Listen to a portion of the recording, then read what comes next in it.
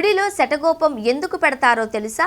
ప్రతి ఉదయాన్నే లేచి ఇంట్లో పనులన్నీ పూర్తి చేసుకుని దేవాలయాలకు వెళ్ళి ఆలయం ముందున్న పంపు వద్ద కాళ్ళు శుభ్రం చేసుకుని తలపై కొన్ని నీళ్లు చల్లుకొని ఆలయం లోపలికి ప్రవేశిస్తారు భక్తులు.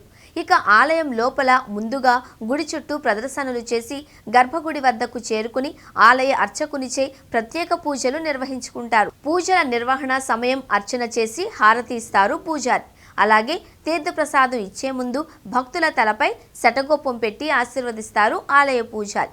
దేవాలయంలోకి ప్రవేశించగానే ప్రతి ఒక్కరిలోనూ ఒక పాజిటివ్ ఎనర్జీ వస్తుంది. ఉన్న కాసేపు అయినప్పటికీ ఆలయానికి వెళ్ళిన రోజంతా మనసు ప్రశాంతంగా ఉంటుంది. దానికి కారణం అక్కడ ఉండే ప్రశాంతమైన వాతావరణం. ఇక దేవాలయాలలో ఇచ్చే ప్రసాదం, ఆశీర్వచనం, హారతి ఇలా ఏదైనా కావచ్చు. ఒక్కో దానికి ఒక్కో చరిత్ర ఉంది. అందులో శటగోపం గురించి తెలుసుకుందాం. శటగోపం అంటే గోప్యం అని అర్థం. మనం దేవుడిని కోరికలు కోరుకునే సమయంలో ఆ కోరికలను ఎవ్వరికీ వినిపించకుండా మనసులో కోరుకోవాలి.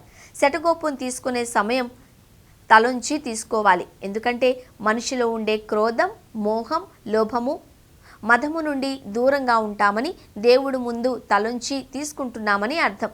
దేవాలయాలలో శటగోపం తప్పనిసరిగా తీసుకోవాలి. ఎందుకంటే శటగోపం తలపై పెట్టినప్పుడు శరీరంలో ఉండే పవర్ దాని సహజత్వం ప్రకారం లోహానికి తగిలినప్పుడు విద్యుదావేశం జరిగి శరీరంలోని ఆవేశం, ఆందోళన వంటివి తగ్గుతాయి. అందుకే శటగోపం తయారీకి రాగి, కంచు, వెండి ఉపయోగిస్తారు.